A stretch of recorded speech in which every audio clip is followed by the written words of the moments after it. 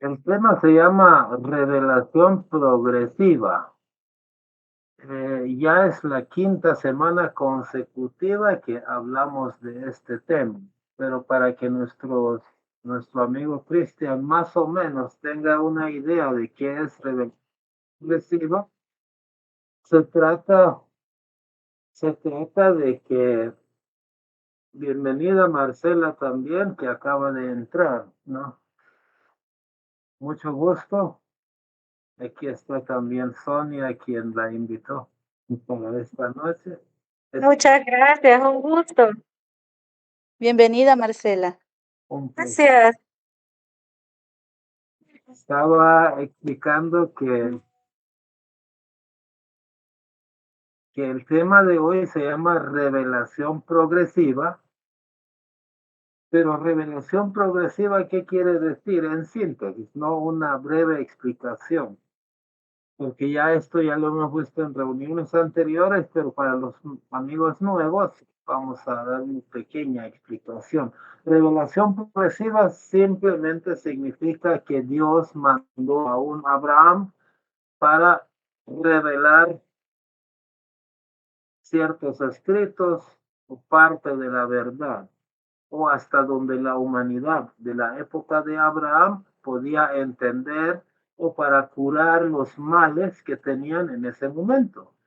Años después, cuando vino Moisés, amplió, dio más conocimiento y curó más enfermedades, es decir, dio leyes para resolver problemas nuevos que han surgido.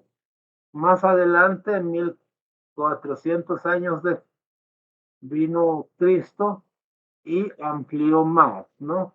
Y así sucesivamente. Más o menos se trata de eso, ¿no? Que Dios se revela a la humanidad en forma constante y progresiva.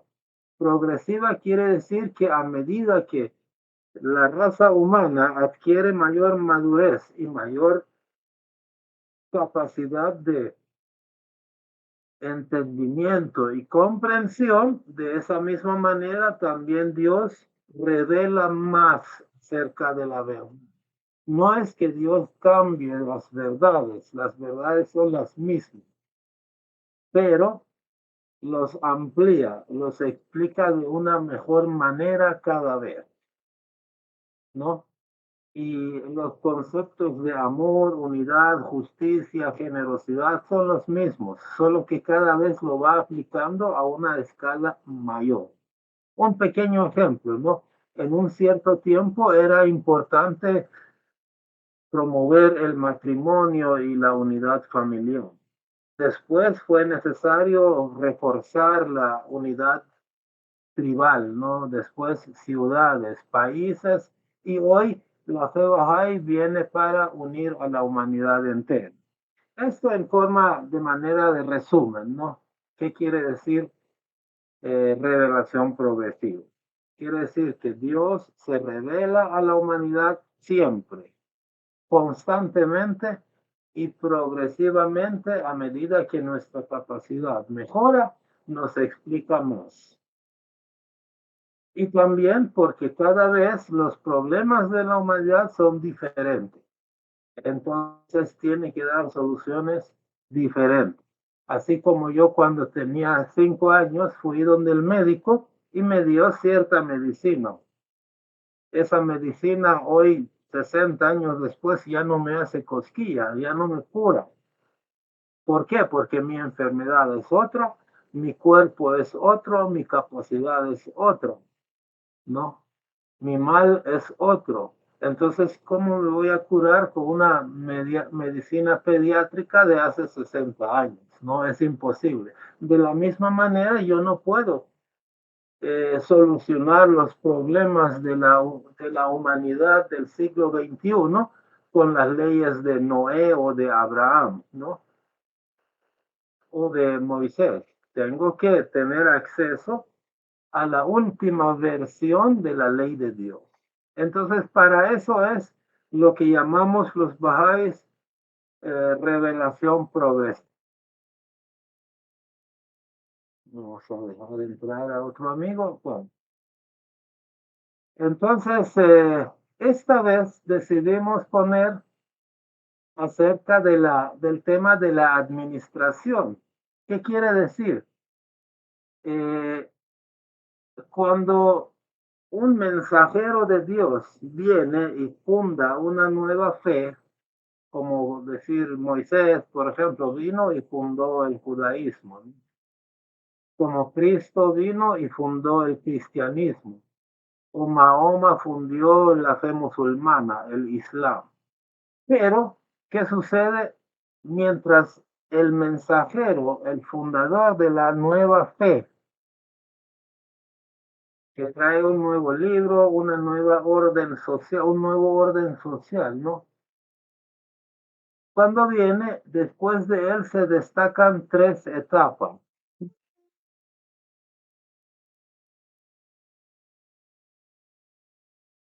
Permítanme. Entonces, cuando uy, muchos amigos están entrando. Bueno, cuando viene una nueva fe, entonces esa nueva fe de la noche a la mañana no triunfa, ¿no? Tiene etapas. ¿Cuáles son esas etapas? Hay una etapa, ¿no? Antes de decaer, se destacan tres etapas. Al menos en la fe Bahá'í lo dividimos de esa manera, ¿no? Mientras vive la figura central, el mensajero, ¿no? Mientras vive, o mientras vive él y sus discípulos más cercanos, ¿no? Esa etapa o esa es la edad apostólica o heroica. ¿Por qué? Porque el mismo apóstol está aquí con nosotros. Entonces el apóstol o el hijo de Dios o el amigo de Dios o quien sea el mensajero de Dios que esté iniciando esa religión, personalmente está aquí. O sea, la figura central está aquí con nosotros, con la humanidad. Entonces, cualquier problema lo resuelve él, ¿no? Y a esa edad se le llama edad apostólica o edad heroica. ¿Por qué? Porque propiamente está él aquí y mayormente lo encarcelan, lo insultan, lo matan. Entonces es una época repleta de revelación y de sacrificio y de martirios y de sufrimientos y torturas. Pero cuando murió el mensajero, cuando ya no está entre nosotros, en caso de Moisés, pues murió, ¿no? En caso de Jesús fue crucificado. Mahoma murió así por eh, no, no martirizado, sino por muerte natural. Una vez que deja este mundo físico, el fundador, los seguidores de la religión toman el control y comienzan a edificar y administrar los asuntos de la fe, ¿no? Entonces, la administración de la fe cae en manos de los seguidores de la religión y no paran hasta llegar a un momento en que la fe esté bien formada, ¿no? Progrese lo suficiente para que triunfe. Y a esa edad se le llama edad formativa, ¿no? Edad formativa. Trabajan hasta que logren cosechar los frutos de esa nueva religión. A veces se tardan 50 años, a veces 300 años, a veces 400 años, a veces 100 años, pero llega un momento en que ya una buena cantidad de gente se reúne bajo esa religión y comienzan a vivir los frutos de esa nueva fe, es decir, amor y armonía y justicia, al menos durante un cierto tiempo. Y a esa edad, a esa época se le llama edad de oro, ¿no? Por ejemplo, el cristianismo tuvo su edad de oro, creo que a finales del siglo III, más o menos, ¿no? Roche llegó hasta el siglo V. ¿Cómo dices? Hasta el siglo V, de ahí comenzó a declinar. Sí, sí, estamos hablando ahorita de su edad de florecimiento, de oro. Entonces, en el siglo III, digamos que fue el mayor progreso y con Constantino llegó a ser religión de Estado, etcétera. No llega un momento en que como que el sol se pone en el cenit, ¿no? En el punto más alto, pero después comienza a decaer. Y cuando decae, ¿qué se necesita? Una nueva fe, una nueva revelación de Dios. Por eso es revelación progresiva. O sea, Dios constantemente envía guía. Permítanme. Hasta ahí estamos bien, ¿verdad?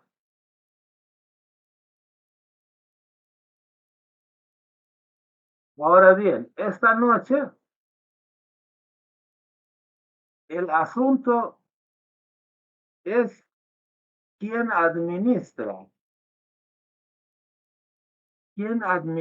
los asuntos de la fe una vez que nos deja el propio fundador de esa fe, el mensajero, ¿no? Entonces, cuando el mensajero de Dios y sus posibles primeros discípulos estrella, ¿no? Abandonan la vestidura física, por ejemplo, en el caso de Cristo, probablemente los primeros discípulos, hasta San Pablo, ¿no? Todavía pudieran estar revelando, ¿no? Estar revelando cosas, porque, por ejemplo, parte de la Biblia lo escribió San Pablo, que vivió mucho después de la crucifixión de Cristo. Entonces hay un cierto momento que es la época de revelación de versículos, de heroísmo, de persecuciones y todo eso, ¿no? Pero cuando termina esa etapa, físicamente ya no está el mensajero, entonces los creyentes toman el control de los asuntos de la fe, ¿no? ¿Cómo se organizan, por ejemplo? ¿Quién es la autoridad máxima, no? O sea, ¿quién decide? ¿A quién le preguntan? ¿Qué hacemos en tal cosa? ¿Cómo es la jerarquía, no? ¿Hay alguna jerarquía? Por ejemplo, este es el máximo jefe religioso y cuáles son sus segundos, terceros o cuartos, o sea, cómo se divide la autoridad dentro de esa construcción que hacen ellos, ¿no? Los seguidores inmediatos, los que están administrando la fe. Eso difiere según cada religión, ¿no? Los musulmanes lo hicieron de una manera, los judíos de otra manera, los cristianos de otra, ¿no? Entonces, ¿cuál es la forma correcta, ¿no? De administrar los asuntos de una religión cuando murió el fundador? Obviamente, tarde o temprano surgen divisiones, ¿no? ¿Por qué surgen divisiones? Porque no todos están de acuerdo. Es decir, mientras el mensajero estaba vivo, cualquier duda se lo preguntaban a él. ¿Qué debemos hacer? Se le preguntaban a él. ¿Cómo debemos proceder en este caso? Se lo preguntaban a él. Pero cuando él ya murió, ya no está, entonces ¿quién decide? A veces hay diferentes personas que están interesadas en esa jefatura de la religión, entonces ahí surge el problema. ¿Cuál de ellos tiene derecho de administrar la fe? Por ejemplo, cuando hay algún versículo que no entienden, ¿quién lo va a interpretar? O por ejemplo, cómo celebran los servicios religiosos, qué, o sea, misa, culto, ¿hay bautizo? ¿No hay bautizo? Si hay bautizo, ¿a qué edad y cómo y cuál es el procedimiento? ¿Cuáles son los rituales? ¿Cuál es la jerarquía de los sacerdotes? O, por ejemplo, ¿hay celibato o los sacerdotes pueden casarse? Como sabrán ustedes, en diferentes religiones esto varía, ¿no? Los temas que no están explícitamente escritos en el libro sagrado, ¿quién define? ¿Quién los define? ¿No? ¿Quién determina cómo deben ser? O, por ejemplo, y si surge algo nuevo en la sociedad, como por ejemplo el matrimonio del mismo sexo. Se puede permitir, no se debe permitir. ¿Quién decide, no? ¿Quién manda? Como por ejemplo en el cristianismo ya pasaron 2000 años y todavía hay quienes están disputando ese poder, ¿no? Disputando quién manda, quién tiene la razón y siguen peleando sobre esto. Entonces, cuando muere el mensajero, es lógico que surgen interrogantes, surgen problemas, ¿no? Por resolver, surgen dudas, pero también surgen prete- pretendientes, es decir, quienes aseguran que van a resolver los problemas, quienes aseguran que son realmente la autoridad asignada para esa tarea de administrar la fe. Entonces, el mensajero termina su misión y se va, ya sea de muerte natural, martirio o como sea, ¿no? Tarde o temprano comienzan las disputas por el poder. Es decir, las fuerzas dentro de la fe, o sea, entre ellos, comienzan a luchar entre sí y buscan el poder, ¿no? Pero de esa manera se va debilitando el poder asociado con esa revelación de Dios.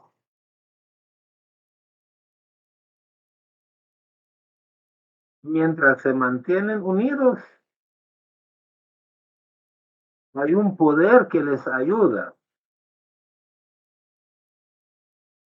a progresar rápidamente. Pero una vez que pierden la unidad, pues también ese poder desaparece. El poder de Dios está donde la gente se ama, donde la gente está unida, no donde la gente está en disputa, en discordia. Entonces, ¿cómo es que una fe puede triunfar? Una fe aparentemente traída por una persona que se ve débil, generalmente se ven débiles, que los pueden hasta matar, ¿no? Entonces, ¿cómo esa fe por una persona que se crucificó, por otra persona que encarcelaron, por otra persona que latigaron, le echaron látigo, lo maltrataron, lo torturaron y no se defendió? ¿Cómo es que una fe de alguien así puede llegar a progresar tanto en el mundo? Como ustedes ven, el judaísmo, el islam, el cristianismo, el budismo, hay un montón de gente de esas religiones. ¿Cómo es que llegó a tanto? ¿Tienen idea qué es lo que les ayuda? Bueno, aquí está, ¿no? Es el poder del Espíritu Santo lo que hace que el poder del Espíritu Santo lo que hace que una fe progrese. Imagínense, hace 2000 años, una persona físicamente débil, inició una fe y ahorita hay 2.400 millones de cristianos, ¿no? Hace 1.400 años, un huérfano analfabeto llamado Mahoma inició una fe. Ahora hay casi 2.000 millones de musulmanes en el mundo. ¿Cómo es posible que una persona así llegó a tanto? Y hay muchas otras causas, ¿no? Causas no religiosas por personas muy estudiadas que ahorita no ha quedado ni rastro de ellos. Entonces, ¿qué poder hay ahí que permite hacer esto? Es el poder del Espíritu Santo que está en manos de la religión. Entonces, vamos a pedir si nos hace el favor, Guillermo, de leer estas palabras de Abdul Baha sobre ese punto. Después de la muerte de Cristo, los discípulos se hallaban perturbados. Sus ideas y pensamientos eran discordantes y contradictorios. Más tarde, en la fiesta de Pentecostés, al reunirse y apartarse de las cosas de este mundo, llegaron a ser firmes y unidos.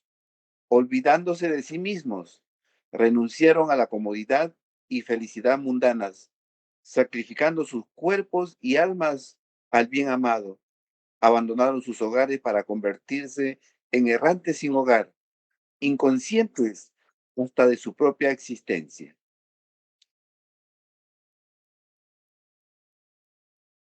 Ok. Entonces, después de la muerte de Jesús, los discípulos se reúnen y, ojo, el requisito, se olvidan de sí mismos, ¿no? Se olvidan de sus diferencias y se olvidan de sus intereses mezquinos particulares, cada uno, y todos ellos deciden trabajar para el progreso de esta nueva fe. Entonces, como hacen eso, ahí viene la ayuda. Veamos. Fue entonces cuando recibieron la ayuda de Dios y cuando el poder del Espíritu Santo se hizo manifiesto. La espiritualidad de Cristo triunfó y el amor de Dios reinó. Aquel día recibieron el auxilio. Todos y cada uno se dispersaron en diferentes direcciones, enseñando la causa de Dios y difundiendo sus pruebas y testimonios. Abdul Baha. Entonces, cuando los discípulos dejaron a un lado sus intereses particulares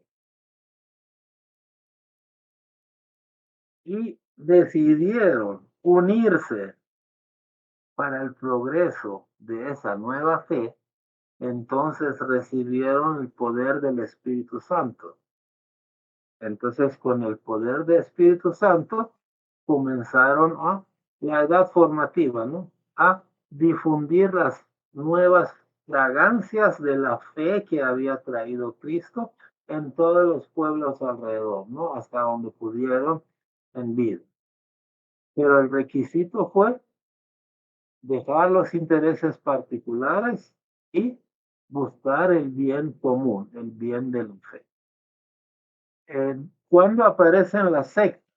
Las sectas, ahorita no es que vamos a hacer la historia de la aparición de la secta, pero solo a nivel de por qué, analizar por qué, cuándo es que aparecen las divisiones, las diferentes sectas.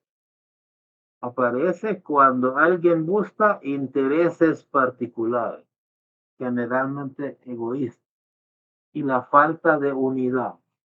Cuando dejan de estar unidos todos bajo una misma causa y cuando cada quien busca sus propios intereses, entonces la fe comienza a dividirse en sectas, ¿correcto? Entonces, cuando Cristo muere,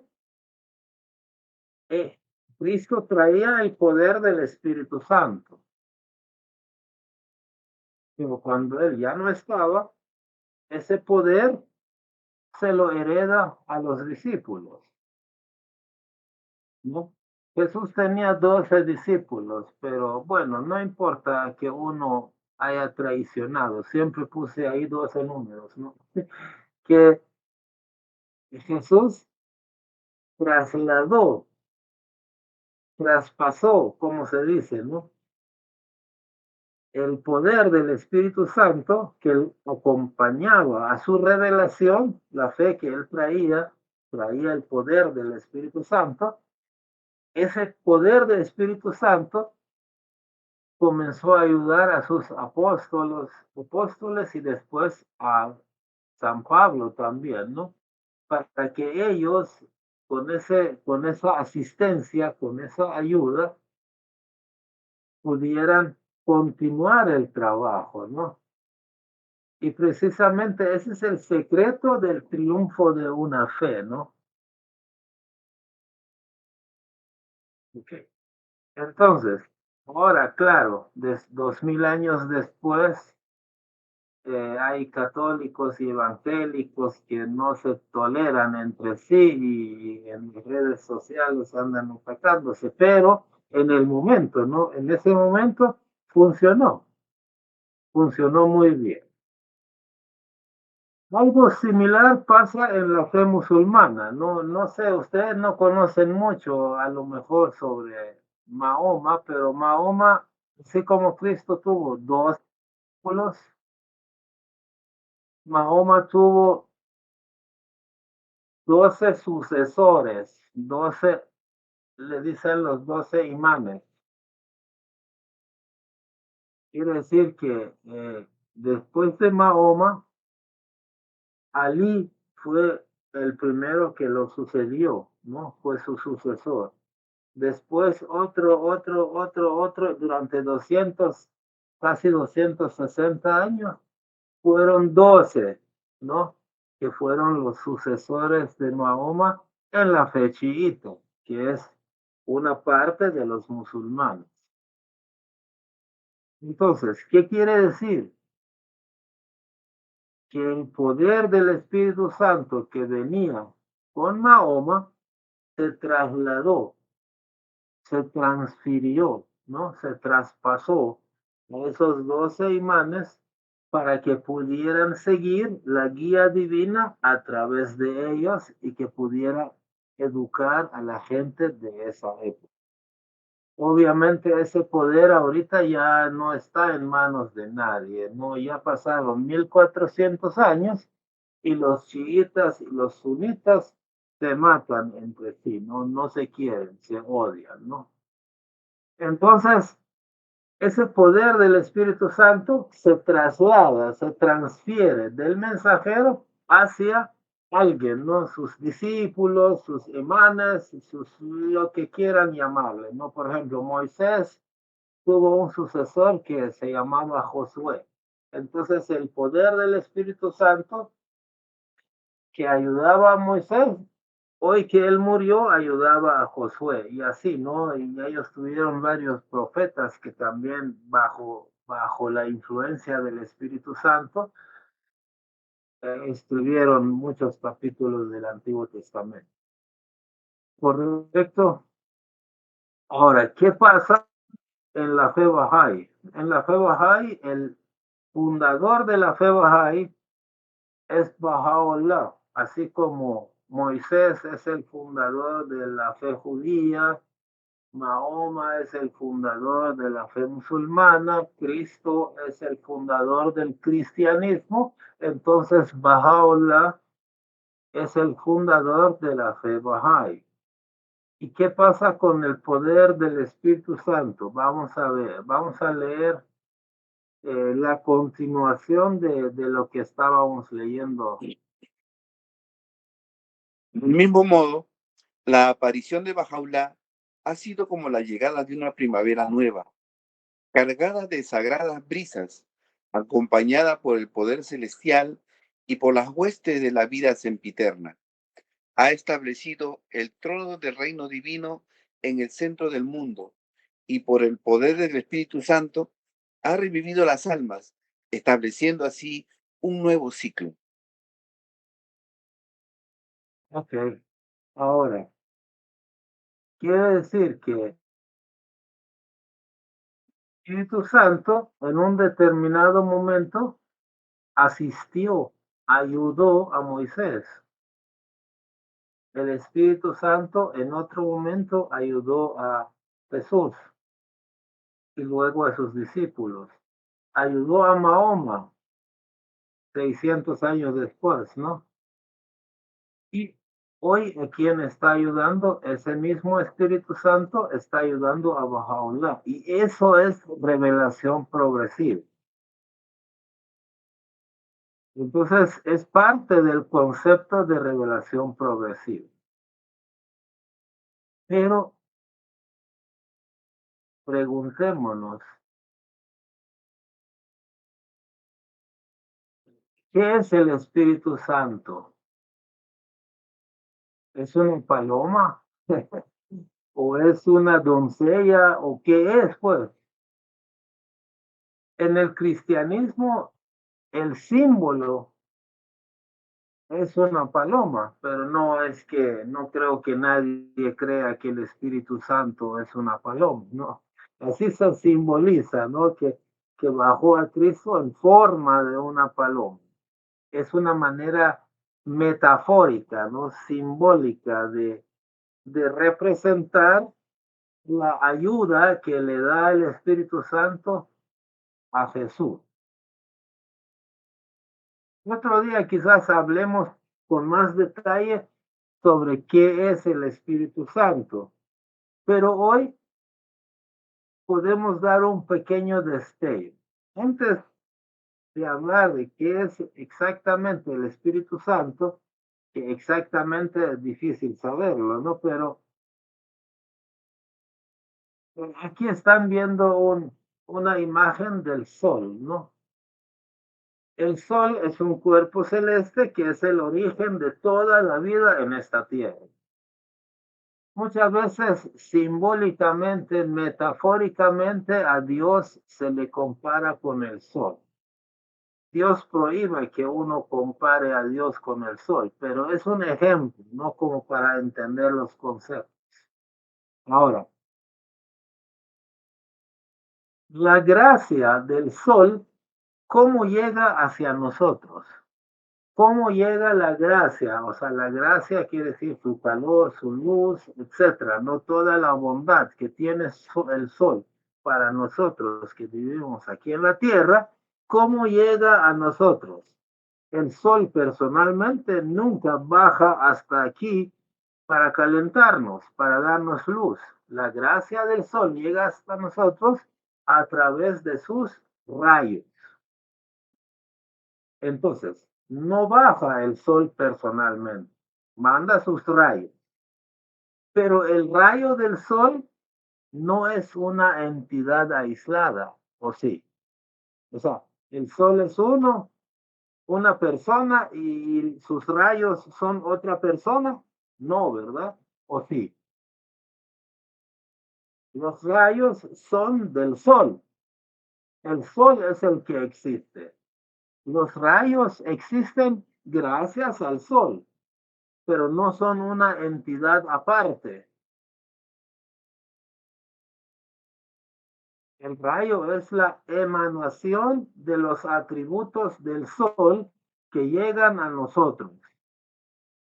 Ahora, si yo tengo aquí un espejo en el cual ese rayo se refleja, o sea, si el rayo del sol cae sobre un espejo pulido y perfecto y se refleja, entonces sí hay tres cosas de las que estamos hablando. El sol propiamente, el rayo del sol y el espejo donde se refleja. Pero no son tres entidades poderosas. La única entidad poderosa es el sol. El rayo no es otra entidad, otro ente poderoso. Es simplemente la gracia del sol. El espejo no es otro ente poderoso. No, tiene mérito, pero en la medida que refleja la luz del sol. Pero a quien están viendo ahí es el sol, no el espejo. El espejo se quiebra y se va. El sol es el eterno, ¿no? Entonces no estamos hablando de tres entidades aisladas, estamos viendo nada más un fenómeno que es el hecho de que el sol estalla y es el único que tiene poder y que sus rayos nos traen su gracia hacia nosotros. Pero sus rayos son rayos, no son personas aisladas.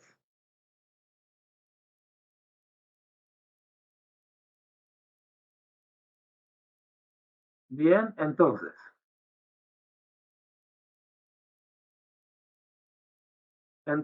está el sol y está el espejo. No hay nadie. No hay nadie más. El espejo no es sol. Ni se compara. ¿Cómo van a comparar al espejo con el sol? No se puede, ¿no? El espejo no es el sol. No lo es. Jamás. Solo lo refleja. No son tres entidades aisladas con la misma potestad. O sea, no es que el espejo tiene potestad, el rayo tiene potestad, el sol también tiene potestad. No, la potestad viene del sol, nada más, nada más, nadie más tiene poder. El sol es el origen de luz, calor y poder, y grandeza, etc. No hay tres soles, ¿verdad? O sea, que el sol sea un sol, el rayo sea otro sol y el espejo sea otro sol. No es así. No son tres entes con poder del sol. El poder es solo del sol. Puede acompañar al espejo. Y el rayo es la forma en que el sol traslada su gracia hacia el espejo. No es una persona aparte.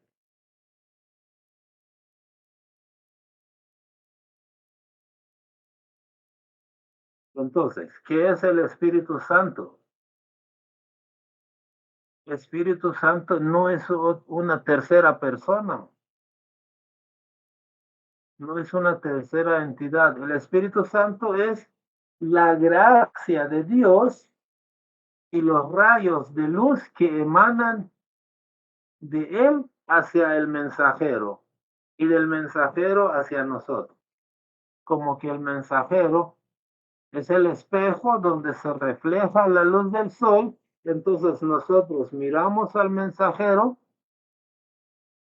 gracias al Espíritu Santo, o sea, los rayos del sol de la verdad, o sea, de Dios, gracias a esos rayos, nosotros vemos la luz del sol en el espejo del mensajero, del Hijo, del amigo de Dios, Moisés, Jesús, Abraham, Mahoma y hoy Bahá'u'lláh. Entonces el Espíritu Santo no es una entidad, un intermediario, un ente aislado. Es simplemente el rayo de Dios, o sea, es la gracia de Dios. Es la forma de que Dios asiste, o que el poder de Dios asiste a Moisés, a Jesús, etcétera, ¿no? Solo Dios tiene poder, nadie más. Pero yo manifiesto poder, pero viene de Dios, ¿no? No es que yo tengo, yo soy otro que soy igual que Dios y también tengo poder. Él tiene poder, yo también. Entonces, ¿soy socio de Dios o qué?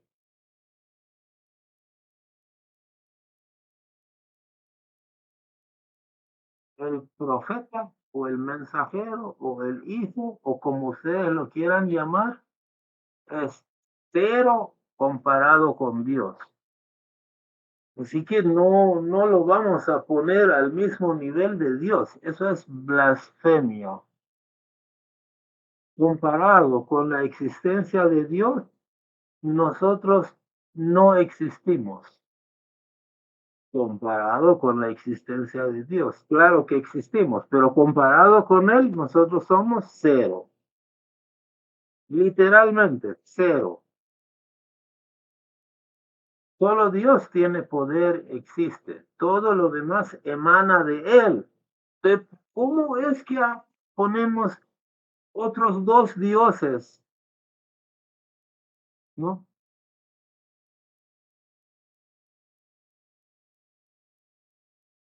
Es la forma que Dios ilumina a los mensajeros.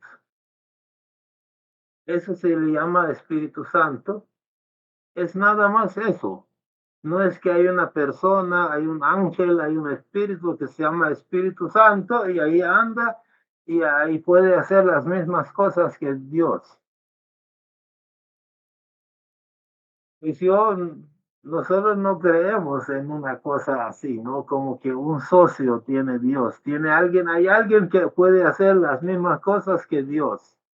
No, es el mismo poder de Dios, la asistencia divina, ¿no? A eso se le llama Espíritu Santo. ¿Alguna observación? ¿Algún comentario, pregunta?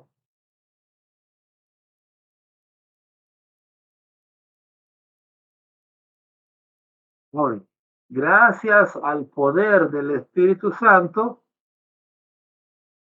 ¿no?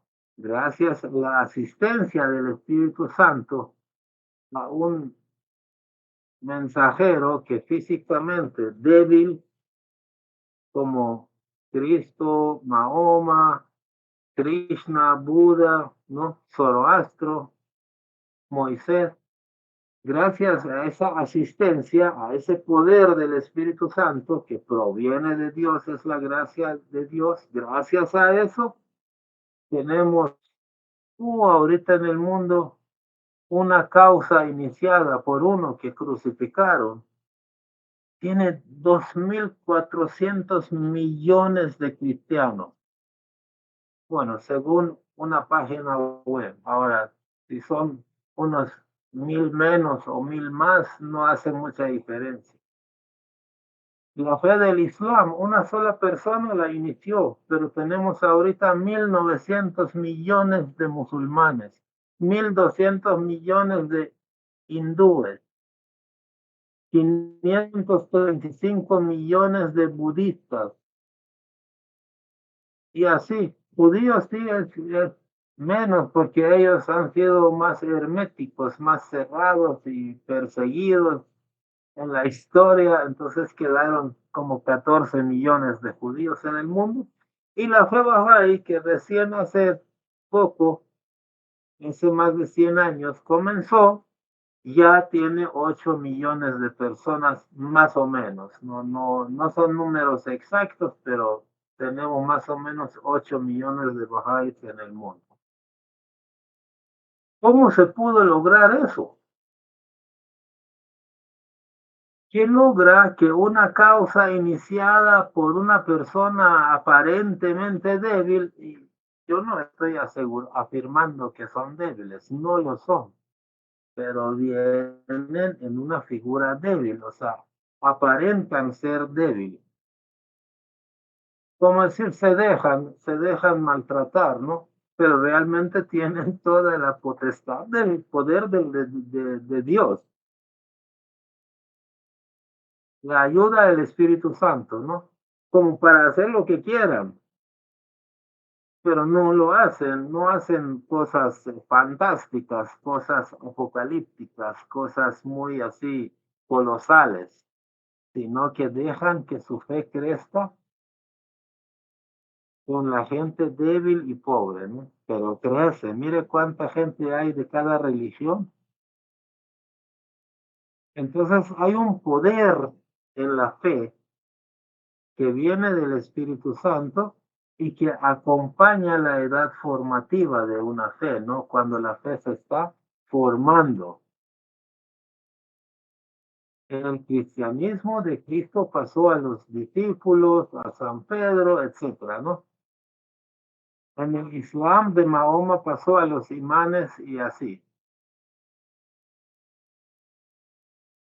Ese poder de la fe, ese poder del Espíritu Santo, ese poder del que estamos hablando, que Cristo pasó a los apóstoles, a San Pablo, etcétera. ¿Cómo es que San Pablo pudo escribir esas cartas que hoy forman parte de los evangelios, ¿no? Del Nuevo Testamento? Si Pablo ni siquiera conoció personalmente a Cristo en vida terrenal, ¿no? Entonces, ¿cómo fue que a Pablo se le ocurrieron cosas que eran ciertas y que hoy forman parte de la Biblia? El poder del Espíritu Santo, ¿no? Entonces, la administración de la fe cae en manos de X y Y personas cada época, pero el Espíritu Santo les echa la mano, ¿no? Les ayuda. Ahora vamos a ver en la fe bajo ahí, la fe que fundada por Bahá'u'lláh, cómo fue el traspaso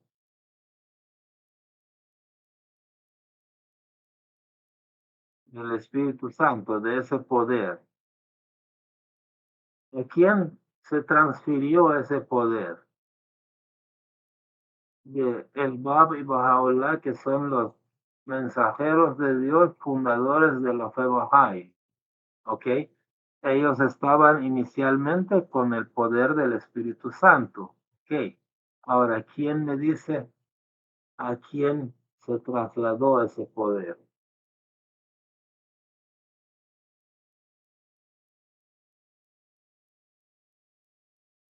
Hagan cola, por favor. No hablen al mismo tiempo.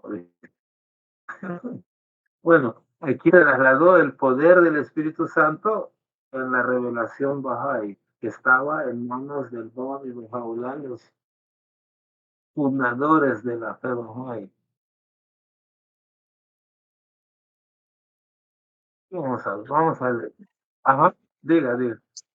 Bueno, el poder de la fe, una vez fallecida las figuras centrales como el Bab y Bahá'u'lláh, recayó sobre la figura de Abdul-Bahá.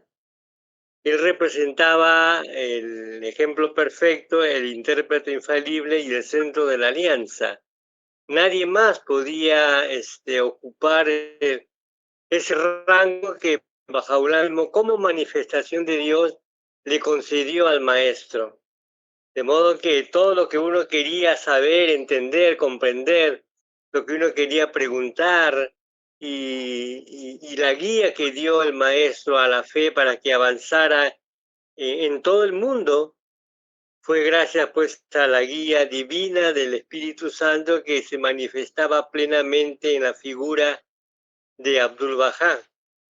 Eso así lo entiendo yo. No, perfecto, así es, ¿no? Así es. Una vez que el Bab y Bahá'u'lláh, las dos figuras centrales, o sea, fundadores de la fe Bahá'í, desaparecieron, ya no estuvieron, en el año 1892,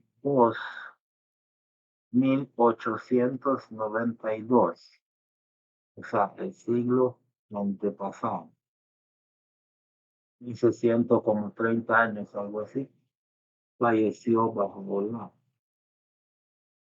Entonces, ¿a quién nombró como su sucesor? Fue a su hijo mayor, que se llama Abdul-Bahá. Quiere decir que el poder de la fe pasó de Bahá'u'lláh a su hijo Abdul-Bahá. Ahora vamos a ver, hoy, ¿En manos de quién? ¿En manos de quiénes está ese poder? Para no estar adivinando, vamos a leer lo que dice el guardián de la fe. Poder de Dios que nació en Shiraz con la declaración del Papa en 1844 y se refrescó con la aparición del Espíritu Santo a Bajaulá en Siyachal de Teherán en 1852. Ese poder divino, después de la ascensión de Abdul Bahá en 1921, fue transferido a las instituciones del orden administrativo Bahá'í. Y estas instituciones son como arroyos y torrentes en los que fluye el poder de Dios, y ellas harán llegar la gracia divina hacia el mundo de la humanidad. Entonces, quiere decir que durante la edad apostólica, o sea, la primera edad del fe Bahá'í, cuando el Bab y Bahá'u'lláh vivían, después ellos ya no estaban, pero Abdul Bahá, el hijo mayor de Bahá'u'lláh, vivía. Entonces el poder y la guía del Espíritu Santo estaba en manos de ellos, ¿no?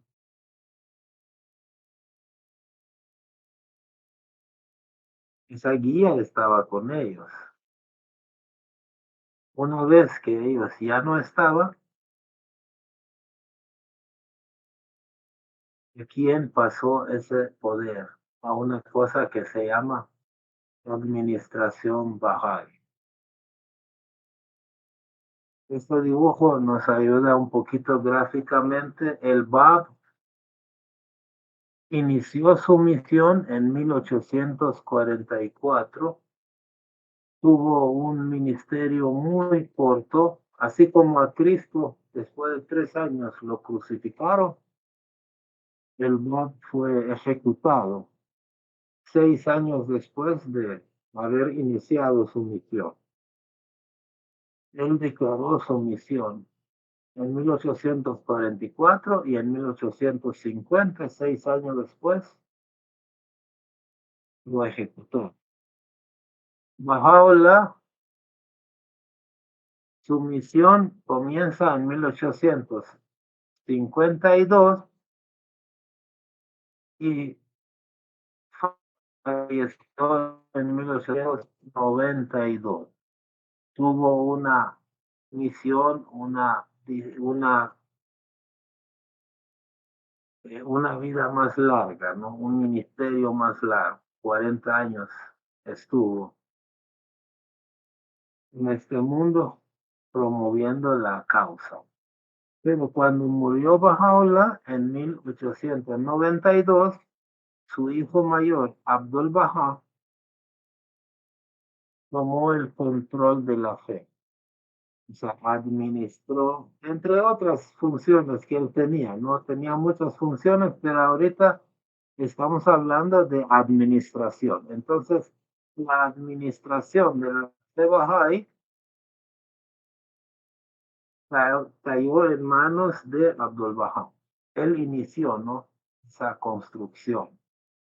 Pero cuando murió Abdul Bahá en 1921, hace 103 años, entonces la administración Bahá'í tomó el control. ¿Qué quiere decir esto, no? La administración Bahá'í. Antes de ver qué quiere decir, es de dejarlo en claro que el poder que estaba en manos de las figuras centrales de la fe, que son el Bab, Bahá'u'lláh y Abdul Bahá, en la edad apostólica, pasó a manos de la administración Bahá'í. No pasó a manos de personas, es decir, personas, sacerdotes, jefes, qué sé yo, papas o como ustedes quieran llamar. No cayó en manos de personas individuales con poder, sino cayó en manos de de la administración. ¿Qué quiere decir administración? Vamos a leer unas palabras de Paula acerca de eso. El Señor ha ordenado que en cada ciudad se establezca una casa de justicia, donde se reúnan consejeros en el número de Bajá, 9. Mas, si excedieren de este número, no habría inconveniente. Bajaulá. Entonces, según la disposición de Bahá'u'lláh, hay 3 niveles organizacionales. Es decir, hay 3 niveles de mando o de administración. A nivel mundial, a nivel nacional, o sea, de un país X, y a nivel local, una ciudad. Por ejemplo, Nueva York, Los Ángeles, Santa Tecla, San Salvador, Lima, Cosagua, no sé, diferentes ciudades, ¿no? Entonces, en cada localidad, en cada municipio o en cada ciudad, hay una institución elegida que se llama Asamblea Espiritual Local, que Bahá'u'lláh también lo llamó Casa de Justicia Local.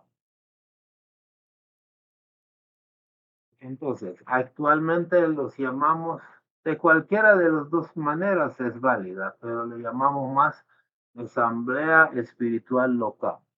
Es un cuerpo como una directiva de la ciudad o del municipio, que son 9 personas, en el futuro pueden ser más de 9, probablemente, ¿no?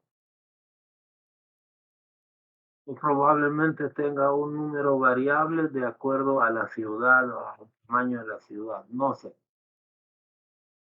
Es un cuerpo elegido, o sea, todos los Bahá'í de Santa Tecla se reúnen una vez al año y votan por 9 personas. Entre las 9 personas que obtengan mayor voto, que es secreto, forman parte de la Asamblea Espiritual Local. Y ese es el órgano que manda en la ciudad. No manda a nivel de la vida de las personas, sino que administra los asuntos de la fe a nivel de la ciudad. A nivel del país, igual. Una vez al año se hace la elección de una directiva nacional que se llama Asamblea Espiritual Nacional.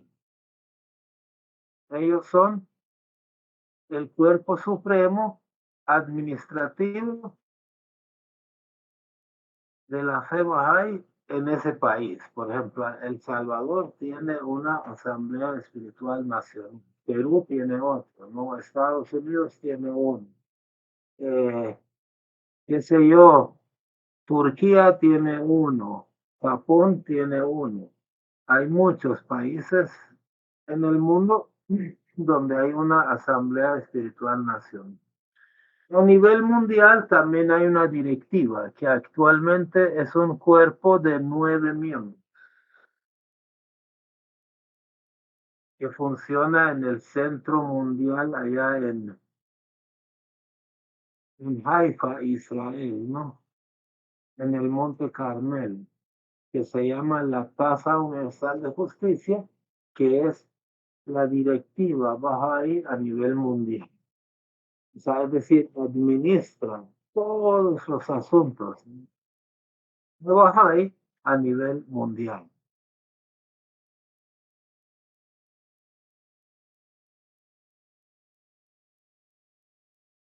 Este es, digamos, el lugar, ¿no? Esta es la sede de la Casa Universal de Justicia, donde funciona ese órgano mundial.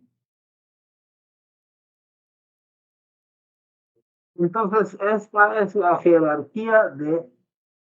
No vamos a entrar a mucho detalle, ¿no? Solo quería hacer como una comparación de que en algunas religiones el poder ha caído en manos de personas, sacerdotes con una cierta jerarquía, pero esa jerarquía la han definido ellos mismos. No estoy criticando a ninguno de ellos, ¿no? Pero es un hecho que no hay una guía clara que demuestre que así debe ser la jerarquía. Por ejemplo, en el cristianismo, una parte son católicos que respetan una cierta jerarquía y otra parte son los ortodoxos que respetan otra jerarquía distinta. Y hay unas iglesias que se llaman bautista, que la iglesia de los santos de los últimos días, que los testigos de Jehová, los pentecosteses, en general los evangélicos, ¿no? Tienen otro tipo de jerarquía, ¿no? Algunas iglesias que son más grandes y mundiales tienen realmente una jerarquía de personas que mandan, ¿no? O sabios, o consejeros, o papa, o lo llaman de diferente manera, ¿no? Pero hay una jerarquía. En la fe Bahá'í, la jerarquía cae en manos de instituciones. Y esas instituciones son elegidas democráticamente y no los miembros integrantes de esas instituciones no ejercen poder. Por ejemplo, si yo soy, no lo soy, pero si yo fuera un miembro de la Asamblea Espiritual Local de Santa Tecla, aquí donde vivo, mientras estoy allá, yo doy la opinión y discuto los asuntos y entre todos aprobamos alguna medida o no sé. Pero yo salgo de ahí, simplemente soy Kurosh, no tengo ninguna potestad, no tengo ningún poder, no tengo ningún privilegio. Entonces, la forma de servir en esas instituciones es entrar como nada, ¿no? Es decir, uno mientras está ahí tiene que considerarse ante Dios, no buscar, no soy dueño de ningún poder, de ninguna potestad dentro de esa junta. Y a quien me debo es a Dios.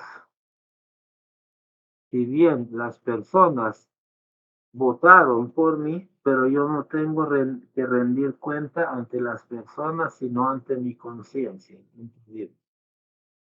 Y no soy dueño de ese poder, sino soy un custodio. Es decir, hay un encargo que Dios ha puesto en mis manos, yo tengo que hacerlo de la mejor manera. ¿Algún comentario?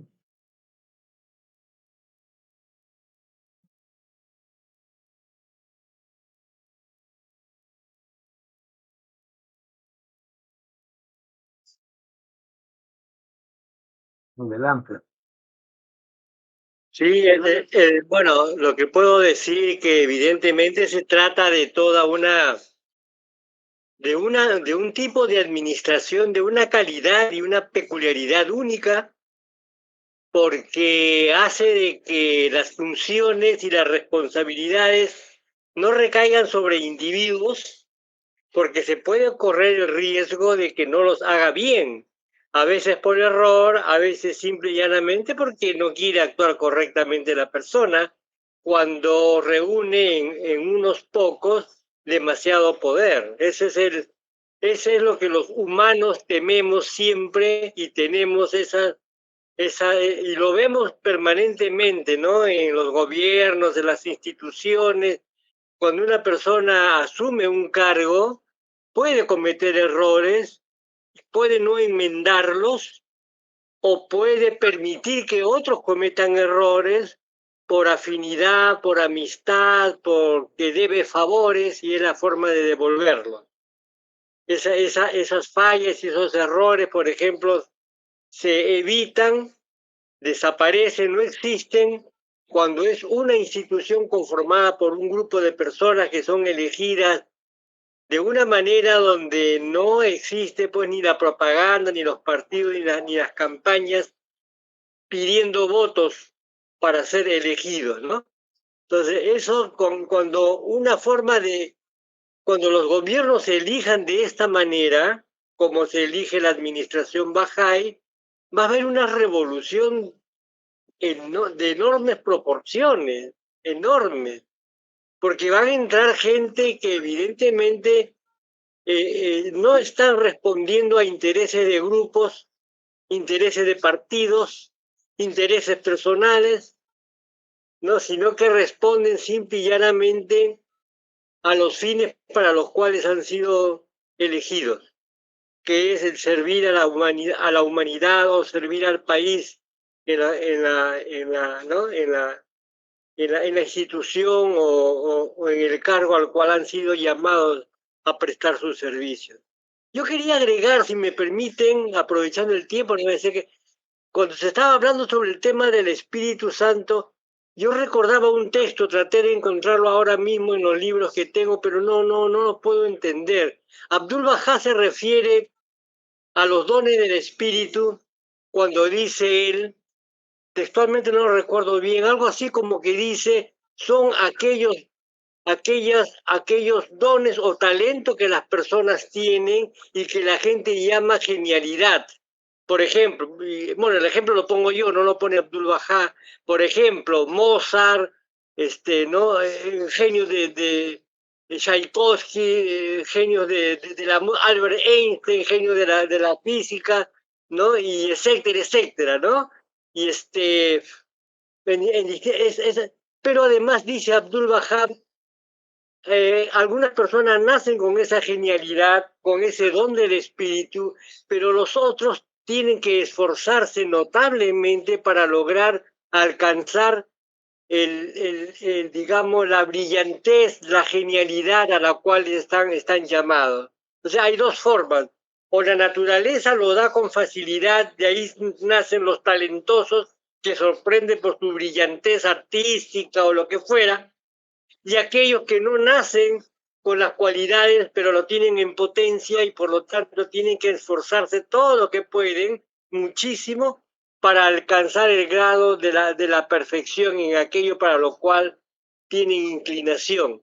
Solamente es una inclinación, ¿no? Entonces, en ese sentido es el tema del Espíritu Santo, como para las manifestaciones divinas el Espíritu Santo es otra cosa, tiene otra dimensión, ¿no? Y para los humanos que también de alguna manera nos vemos afectados positivamente por el Espíritu Santo, tenemos otras condiciones. Y lógicamente la manifestación divina tiene una vida perfecta, plena, ¿no? Sin defectos. Y los genios, sin quitarle la genialidad, pueden tener problemas maritales como Albert Einstein, que se divorció, no le funcionó su matrimonio y cosas así, ¿no? Y cualquier genio de ahora puede tener problemas con su pareja o con los hijos y etcétera, ser genios, pero en otros aspectos de la vida, pues no son genios, ¿no? Cometen errores, ¿no? O sea, el Espíritu Santo funciona de una manera para las manifestaciones de Dios y de otra manera para los humanos. Sí, es que es como que todos nosotros fuéramos espejos, con una diferencia, ¿no? Un espejo es más pulido, otro es menos pulido, ¿no? Entonces, por ejemplo, mi espejo es como que la luz se refleja en un charco de agua, ¿no? Que está todo con, moho. El espejo del mensajero de Dios es perfecto. Quiere decir que refleja la luz de Dios, refleja el poder de Dios en toda su plenitud, no de la mejor manera posible, pero sin llegar a ser él mismo un Dios, ¿no? Porque no se puede comparar a nadie con Dios. Dios solo hay uno y punto. No hay dos o tres dioses, porque si creemos en dos o tres dioses, estaríamos regresando a la época de Abraham, ¿no? Que el pobre luchó con tantos idólatras, ¿no? Entonces había ídolos ahí, donde estaba Abraham, donde vivía Abraham en su pueblo, había ídolos y había un ídolo que era el mayor de todos ellos. No, ahorita no recuerdo cuáles eran los nombres o si tenían o no, pero un día todo el pueblo sale de la ciudad y cuando estaban afuera, Abraham agarra un hacha o algo así y destruye a todos los ídolos, pero el hacha lo pone en manos del ídolo más grande.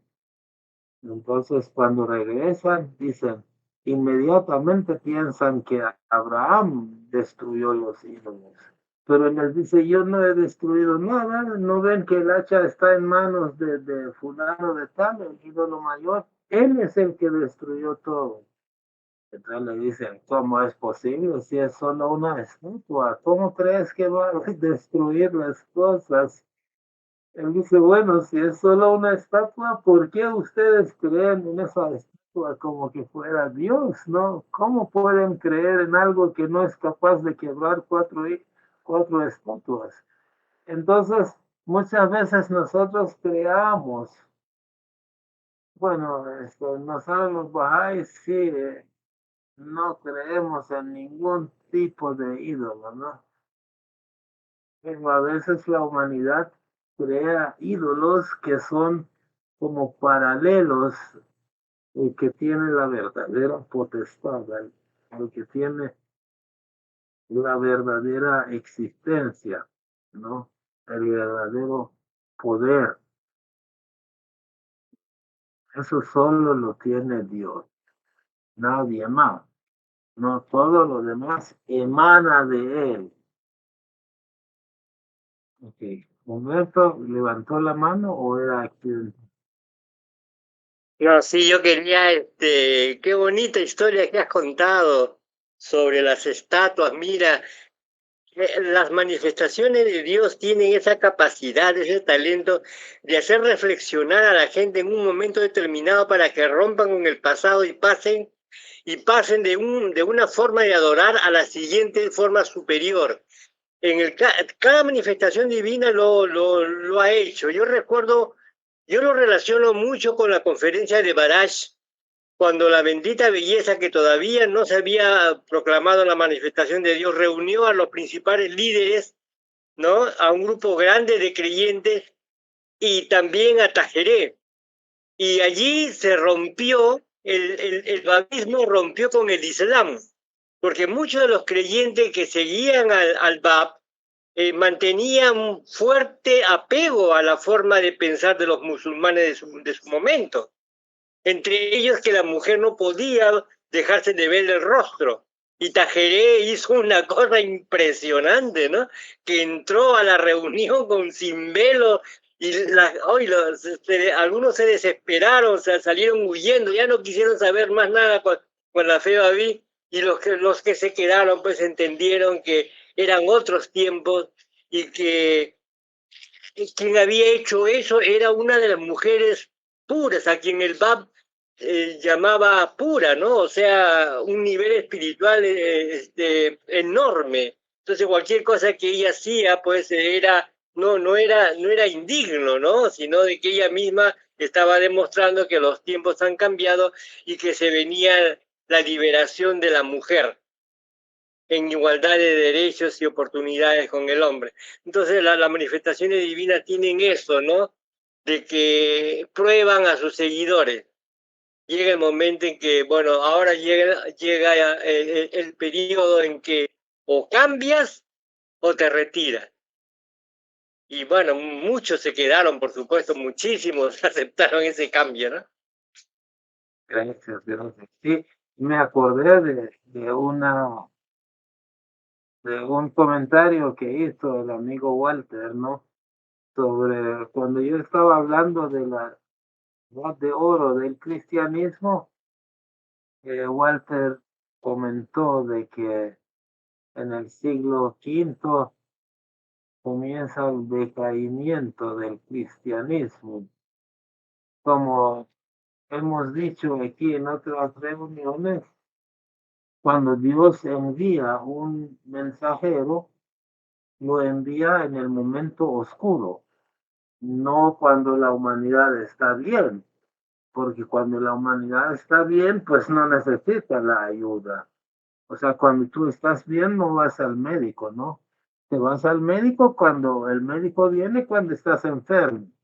Entonces, si Dios mandó a Moisés, porque la gente de esa época estaba enferma y necesitaba un remedio, una medicina. Entonces vino Moisés y trajo esas leyes, ¿no?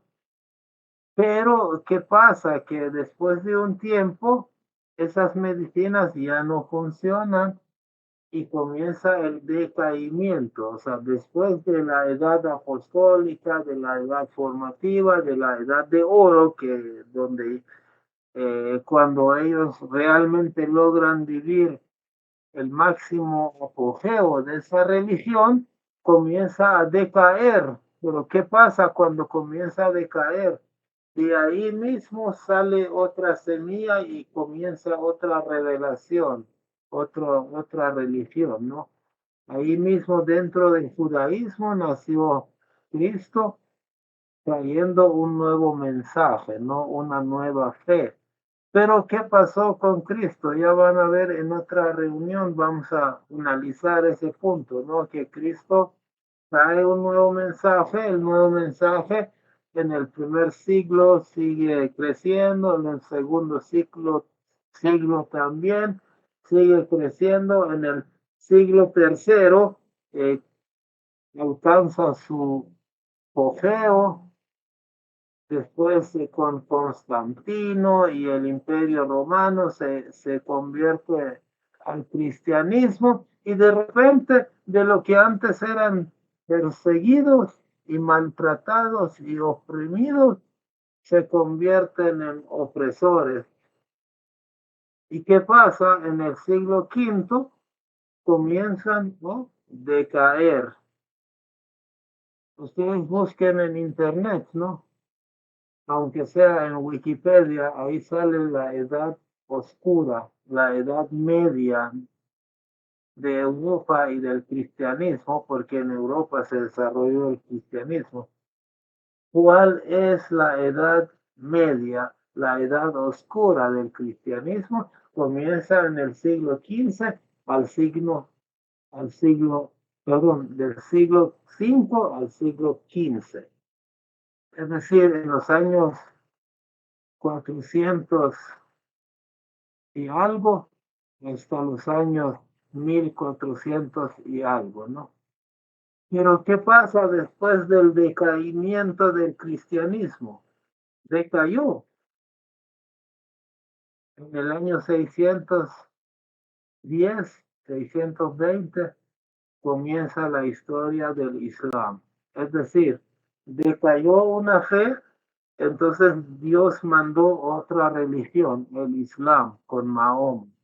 Y Mahoma, cuando vino en el momento más oscuro de la humanidad y en el rincón más oscuro de la humanidad en ese tiempo. ¿Correcto? Agarró a 4 árabes salvajes. Los árabes eran tan salvajes que las culturas vecinas, ¿saben cómo los llamaban? A los árabes los decían animales hablantes. O sea, como que eran animales que hablaban, pero se comportaban como animales. Bueno, eso es lo que yo no lo digo, sino que lo decían las culturas en esa época en que vino Mahoma. Entonces vino en medio de estos árabes Y unos años después, esos árabes analfabetos salvajes fundaron las primeras universidades del mundo. Desarrollaron la poesía, las matemáticas, álgebra, medicina. Ellos crearon una ciencia que se llama química. Ellos lo crearon. Hicieron un aporte bárbaro al desarrollo científico de la humanidad y de Europa también, indirectamente. Pero ¿qué pasó después? Vino el decaimiento. Ahorita el Islam da lástima, ha decaído. Y en el momento más oscuro del Islam, en el rincón más oscuro del mundo, nacieron el Bab y Baha'u'lláh en el siglo antepasado. Y allá comenzaron a desarrollar la fe Bahá'í. Esto es así. Si alguno de ustedes espera que el Señor baje de las nubes con bombo y platillo, no va a venir. Va a quedar esperando de por vida y nunca va a aparecer de esa manera, ¿no? Porque nunca, jamás, nunca, ningún mensajero de Dios ha venido de esa manera. Nunca jamás se levantó de la tumba un mensajero ya muerto para regresar a este mundo y volver a gobernar. Como que Dios no puede crear otro, mandar a otro, tiene que volver a mandar al mismo. Perdón, Humberto, ¿quería decir algo más?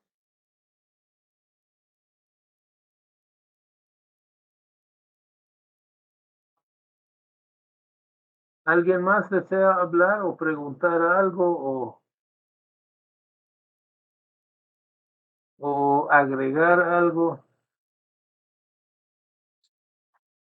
Muchas gracias, Arturo, por tu disertación, muy amable. A la orden.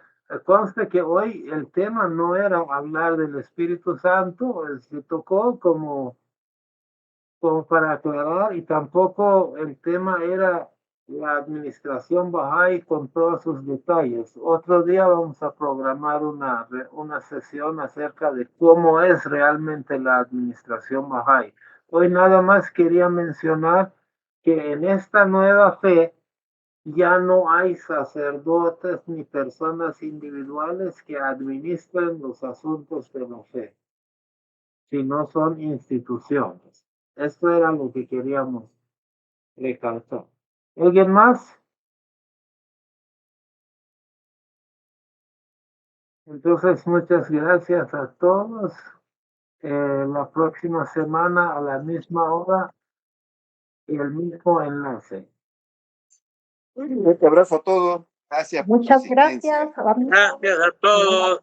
Gracias. Adiós. Alabado sea todo. Adiós. Feliz noche. Feliz Bye. noche.